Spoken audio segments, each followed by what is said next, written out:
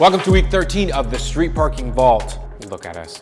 We are over halfway done with this year's vault and we're all absolutely crushing it. Now, this week's workout is powered by our amazing partner, Podium. Now let's get into this week's shout outs. Our first one is gonna go out to Lauren B out in Montana. Now, you are absolutely crushing this year's vault. You're on your third trimester, so you have another kiddo coming soon. So we cannot wait to send you out a little street parking onesie. You're always knocking out the vault with your family. Also, you held a Montana meetup this past summer, so thank you for gathering the troops out in that area. And Chad, we see you too. We know you started working out with your wife. We're super proud of you, your kiddos, and all your family. Keep it up. Our next shout out is gonna go out to Melody V, all the way in Idaho. Now you're currently running and getting ready for an ultra marathon, so we can't wait to support you and cheer you on for that. Also, you're a mom of 3 teenagers, so I can't imagine how chaotic and frustrating that is, but you're getting it done, you're staying consistent, you're on vacation right now, and continuing to get your fitness in, so we're super pumped. Our next shout out is gonna go out to Katie from Ohio. Now you recently lost your lab named Biscuit, but still you are moving together, so we're super proud of you and we are sorry for your loss. Katie, you've been knocking your vault out with your son, who's been doing the kids vault, so we see both of you, so well done. Keep it up. And our affiliate shout out for the week is gonna go out to Mad City CrossFit out in Indiana. Thank you for sharing the video of this week of your members crushing the vault. Keep it up, we see you. Maybe someday we can just jump in there and get a workout with you guys. Until then, keep it up.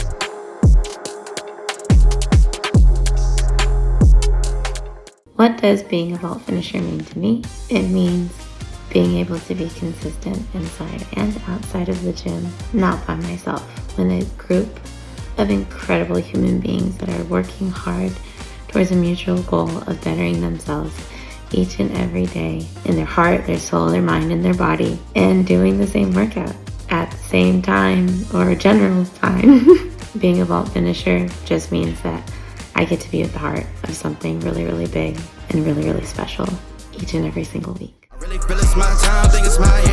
Street Parking Vault is a 1 workout per week for 25 weeks series with the goal to help street parking members build consistency. You can do any version of the workout. Customize these movements and choose a version that fits your ability. Each week, log your workout before the time is up. Your scores and weights don't matter. You just can't miss. I really feel it's my time, think it's my...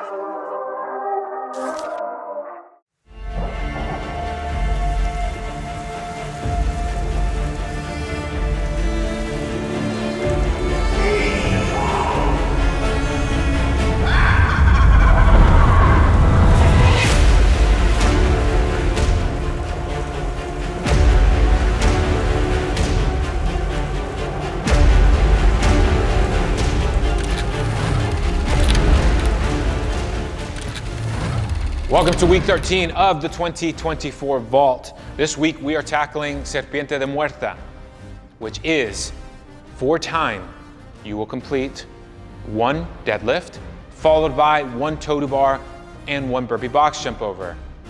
2 deadlifts, 2 toes to bar, 2 burpee box jump over, 3, 3, 3, and so on until you complete 10 deadlift, 10 toes to bar, and 10 burpee box jump overs. You have 2 scores for this workout. Your first will be your total time, and second will be your weight used for the deadlifts. And a good goal to shoot for is to try to finish somewhere in between 10 to 16 minutes. Today's shift workout is a 10-minute AMRAP of 12 dumbbell deadlifts, followed by 8 lying leg lifts, 4 burpee low jump, or 4 burpee low jump over. Your score for this workout will be your total rounds and reps. A good goal to shoot for is to try to finish somewhere in between 5 to 7 rounds plus. Coach Bree here, bringing you week 13 of the SP Kids Vault, Serpiente de Muerta, which is 3 sets of 3-minute AMRAPs of 3 dumbbell deadlift, 3 dumbbell hang clean, 3 single dumbbell devil's press, 3 toes to bar, and then rest 1 minute between sets. The goal for this workout in the devil's press is going to be to keep your arm close to your ear in that devil's press and keep the dumbbell straight above your head.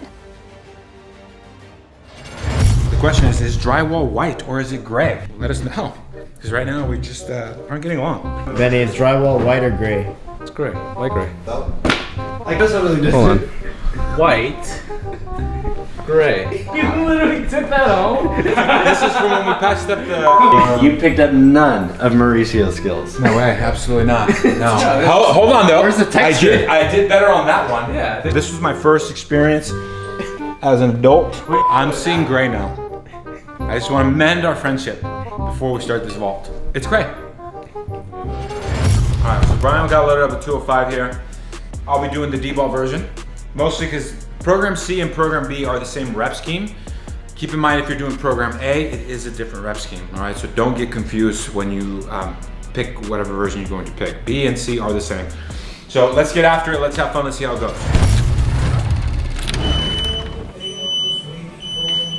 All right, week 13 of the street parking vault. Hope you guys are getting comfortable with my voice.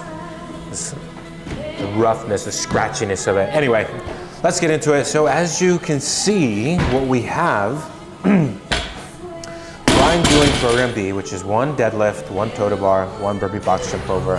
Then it goes 2, 2, 2, 3, 3, 3, and keep adding 1 rep each round until you get to 10, 10, and 10.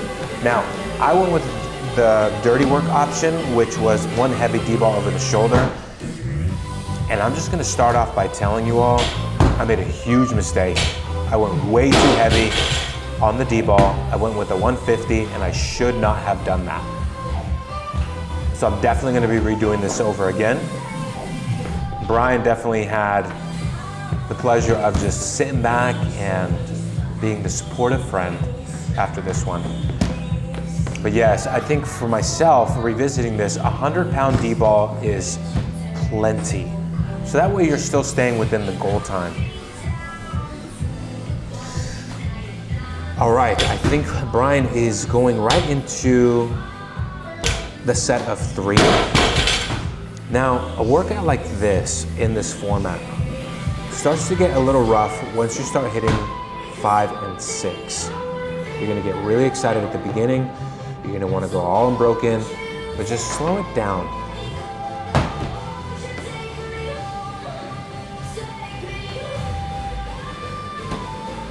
Good. On the burpee box jump overs, a little note to keep in mind.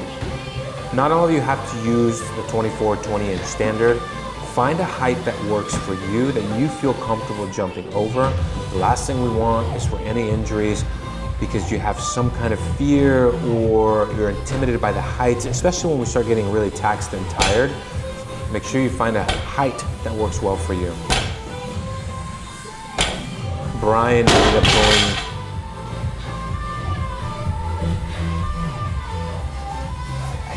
I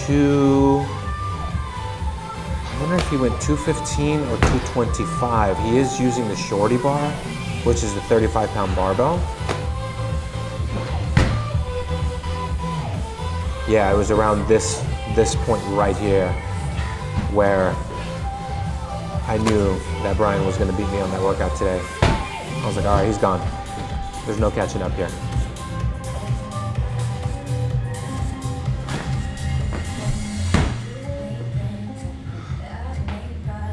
.205. Actually, you know what? Brian ended up using 205 for this workout, which was actually really appropriate for him.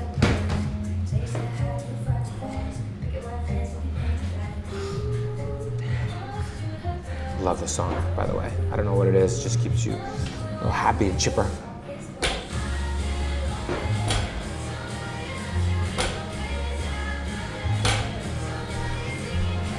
All right, so Brian is on the set of 5.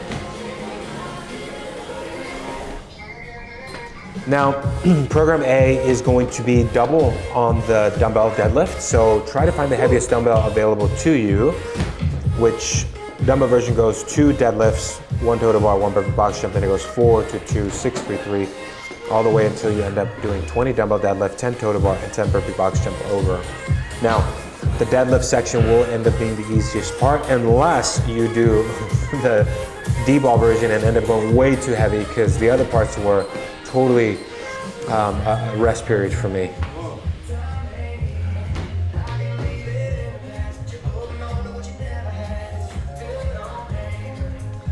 I really don't even know what I was thinking. I hadn't done a heavy D-ball like that in forever.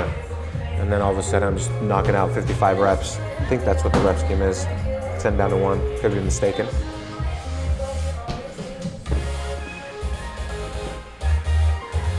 Yeah, it was definitely at this point I was just trying to look cool. But it's extremely important. Look at the technique here, right? I want to make sure that my hands go underneath the ball so that way, and I push it so I'm able to really bring it up to my body, and then explosive hips over.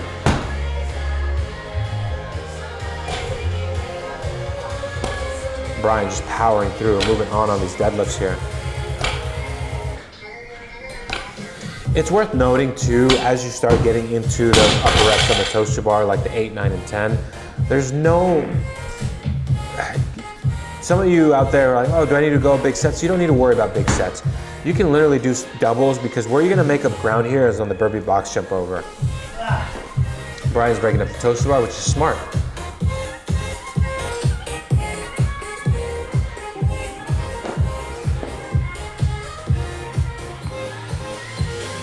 He's going to singles, which, you know, it's good, no problem. In fact, you gotta get to singles, just keep moving, just keep moving.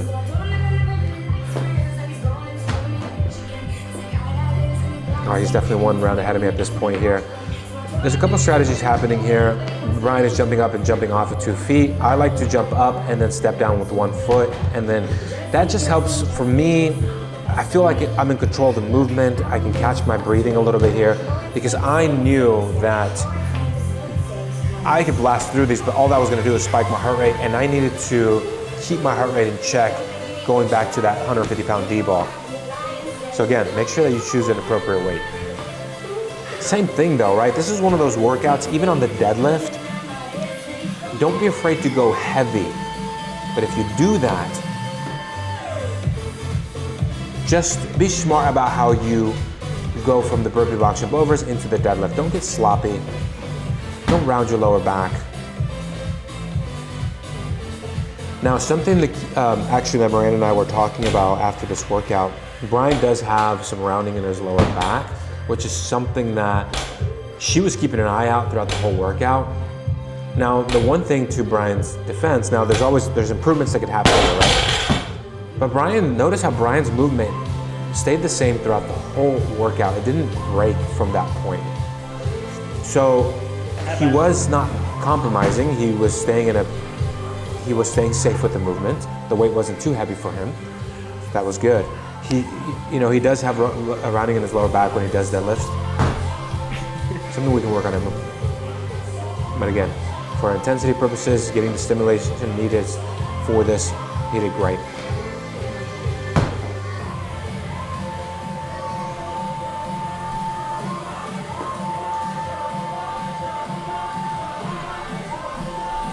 All right, Brian definitely went to the singles route here.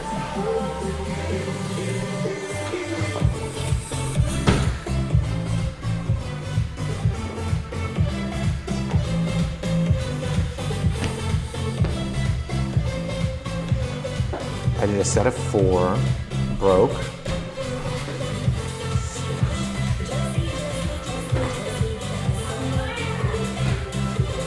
All right, that was my set of 7. And notice that I went 4, 2, and 1 randomly. I was not even worried about trying to compromise my breathing there or try to go above and beyond. I was like, whatever. I knew that I had to just slow down a little bit.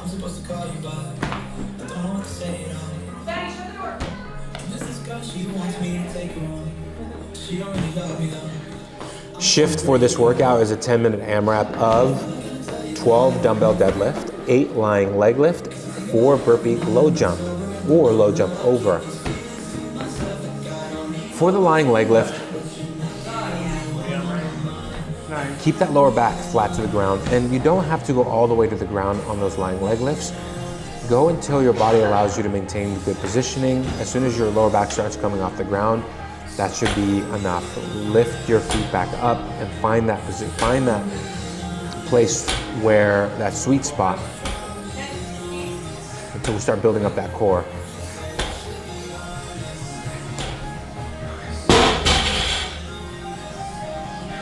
Oh, I was like talking to myself at this point. I do remember this.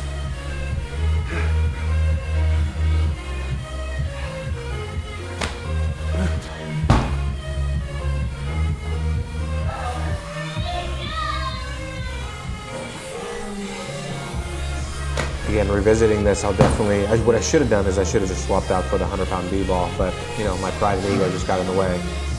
I was like, you did this, you couldn't do this easily 9 years ago.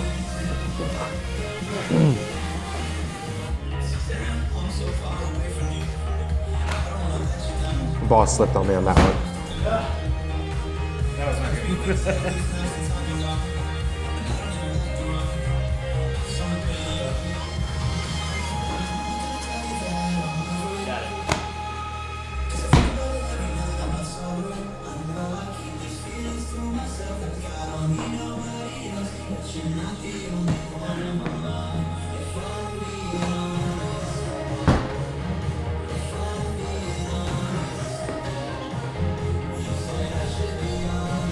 I know Brian's gonna finish up within the next 4 or 5 minutes. I think I definitely went over into the 17, 18 minute mark, I'm pretty sure.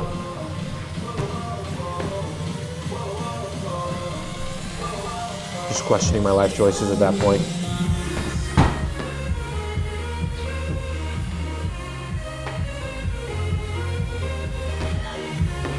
Yeah, buddy.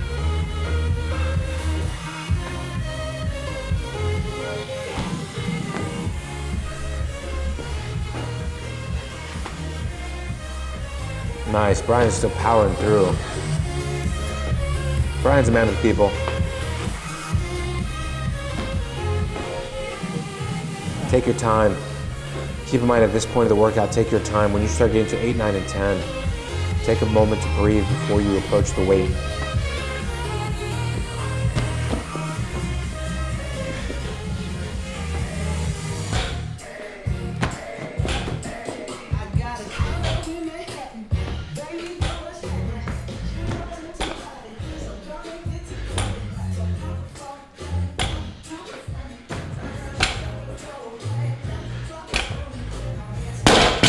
Nice, Brian's still holding strong. He's going unbroken on those deadlifts.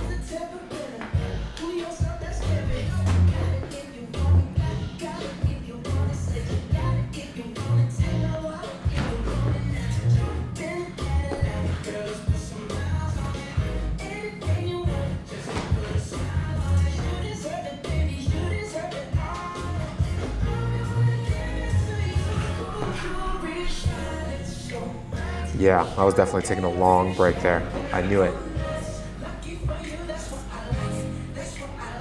I think at this point I had accepted that I was just, I had to slow down a lot and I was going outside the goal time. I was like, I'm not even gonna push the pace here. Because if I did, I knew I was just gonna get sloppy. Look at that, you see that head shake right there?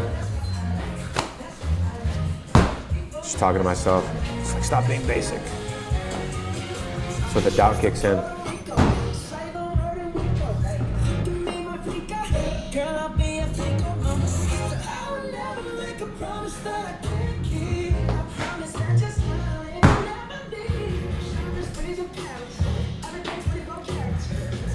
If Brian's not about to finish, I think he might be on his 9s. He might have one more set left. Overall though, this was a fun workout. I really, really enjoyed it. And I really look forward to doing it again.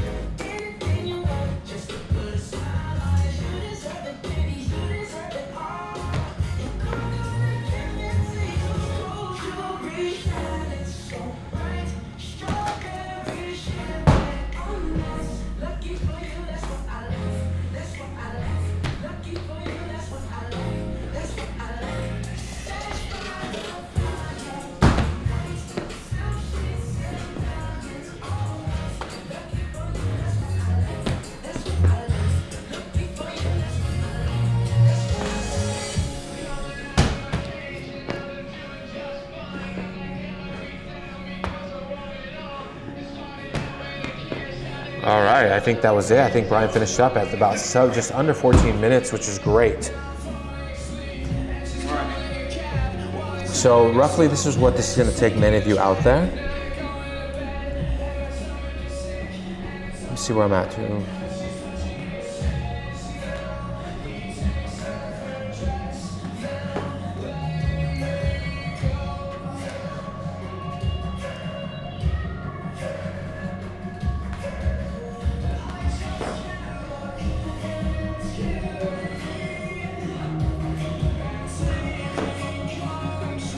Okay, that was me finishing up I'm getting ready to finish up my 9s here. And yeah, that last set of 10, I mean, just got rough. So again, the fun options is to change it up. But most of you I know are probably gonna end up using a deadlift or dumbbells out there. But this is a fun one to do an odd object with.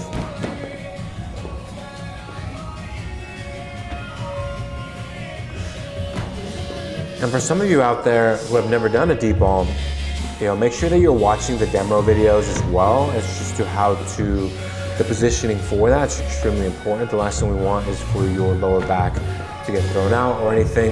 You have to get comfortable with moving odd objects.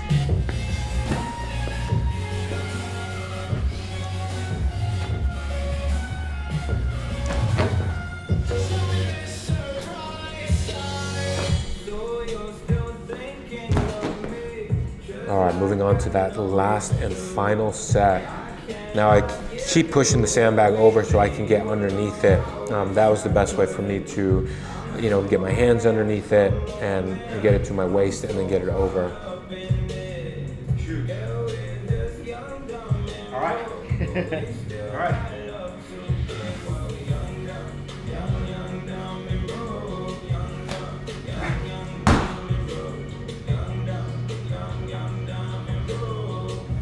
So now when I grab it, this is a couple things I'm gonna point out here. This is where I brace my midline here as I'm scooping under.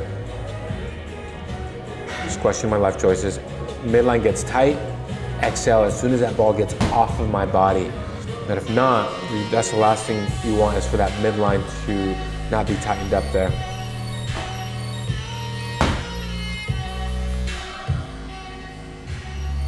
Look at Brian judging me. It's like I crushed you.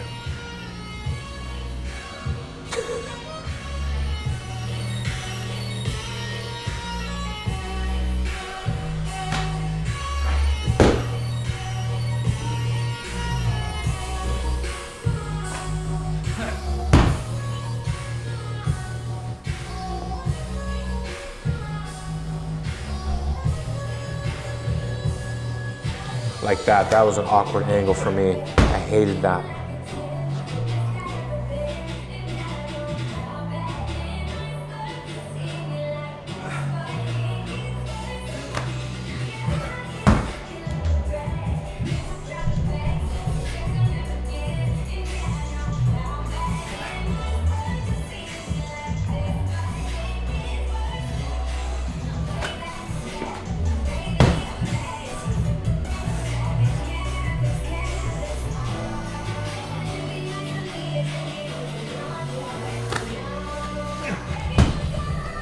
All right, well, here we go. Wrapping up the last 10 toes about here.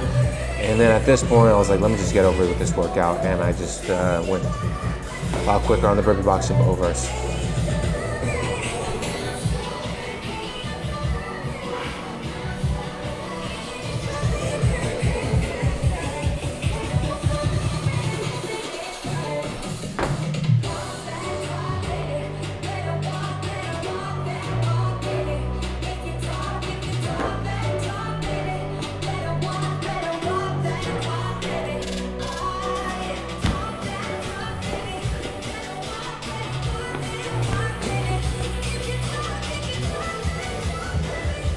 All right, now the goal for this workout was 10 to 16 minutes. As you can see, I definitely went over on the goal range.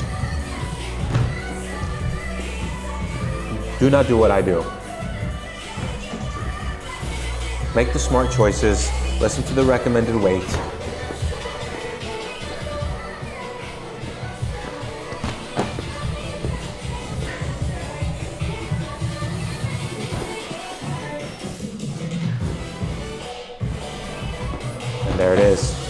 There it is. That ball wrecked me. It wasn't the burpee box and bowers, it wasn't the toaster bar. As you can see, I was able to give one final push there. So when you look at a workout, you're questioning the goal time. I'm not questioning the goal time. What I'm questioning is, what weight will I do next time on the ball to make it more appropriate? So for me, if I'm gonna do that again, which I definitely will, because that was just a little excessive for my current fitness level, that was a 150 pound ball. I would try maybe 100 to 120 pound ball and go 30-inch on the burpee box and bowers. I think when doing that workout again, that's the choice that I will make, so I won't get so stuck there. And because you don't want to get sloppy when you're moving a weight that's that heavy. So goal time went out the window for me completely to focus on making sure I didn't wreck myself.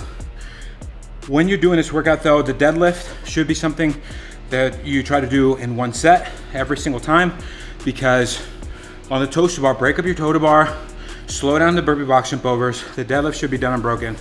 Now remember, program A is a different rep scheme. So make the smart choice. That's it. Those are the breaks that I think and how you should approach that workout. Unbroken deadlift, break up the toaster bar. That's not where you make or break that workout. Pick it up on the burpee box and bowers or slow it down. And again, listen to the goal time. The workout gets kind of real when you start going into more of round 6, 7, 8, 9, 10. That's when a workout like this format starts to really creep up on you. So those are my tips. On to next week.